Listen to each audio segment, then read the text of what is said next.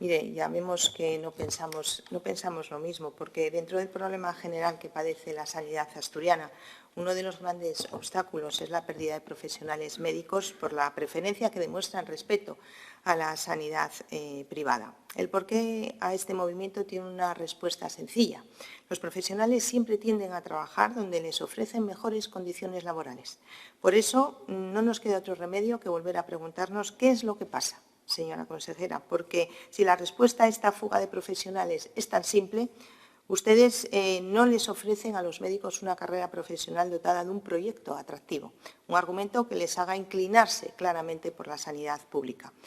Y sí, tenemos que reconocerles que últimamente han hecho un exceso y han hablado de revisar el tristemente célebre complemento de exclusividad con el que favorecen a los médicos asturianos dedicados en exclusiva a la pública, aunque, sinceramente, ese plan no es suficiente si de verdad quieren reducir esta carencia.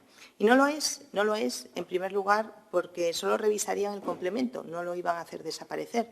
Y, en segundo, porque se trata de una medida aislada que en poco contribuirá a un proyecto global atractivo para un sector profesional tan especializado y tan cotizado.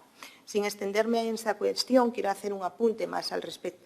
Es una desproporción que los médicos que compaginan la sanidad pública con la privada ingresen en su nómina más o menos una media de 1.000 euros mensuales, más o menos, que el facultativo con exclusividad en el servicio público. Da igual que eviten llamarlo penalización a quienes combinan su puesto en la pública con la privada o premio a los que se dedican a la pública en exclusividad. La realidad es que es discriminatorio y, lo que es peor, abre una vía de escape que daña permanentemente a las plantillas del Servicio Público de Salud asturiano. Y esto, señora consejera, es así, usted lo sabe.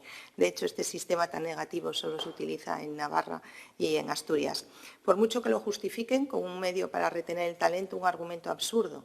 Es terrible saber que en Asturias es la región con el complemento de exclusividad más alto de España, solo detrás de Navarra. Ninguna otra región aplica una penalización de esta envergadura. Y frente a la pérdida de profesionales que generan estas desigualdades, es posible que para justificarse tenga usted la tentación de hablarnos de que los concursos de traslados traen a Asturias a 50 médicos de otras regiones. Pues mire, antes de que nos lo cite, díganos cuántos se han marchado. ¿Cuántos se han marchado? Cientos. Eso es lo que tiene mantener un sistema territorial que fomenta las desigualdades. Tenemos 17 sistemas diferentes de salud distintos que no solo generan agravios entre los asturianos, sino también entre los profesionales, haciendo que las condiciones sean más o menos ventajosas en función de la región donde viven. Es así. Y la verdad es que no puede ser. Si además la realidad nos muestra que el aumento de usuarios apura tanto a la sanidad pública como a la privada, es bastante lógico deducir que el sistema que ofrece peores condiciones a sus profesionales lleva las de perder y sufre carencias en sus plantillas. Y así ocurre en Asturias. Y si a mayores la sanidad pública, señora consejera, mantiene unas listas de espera de vértigo, como es nuestro caso, ya tenemos la tormenta perfecta.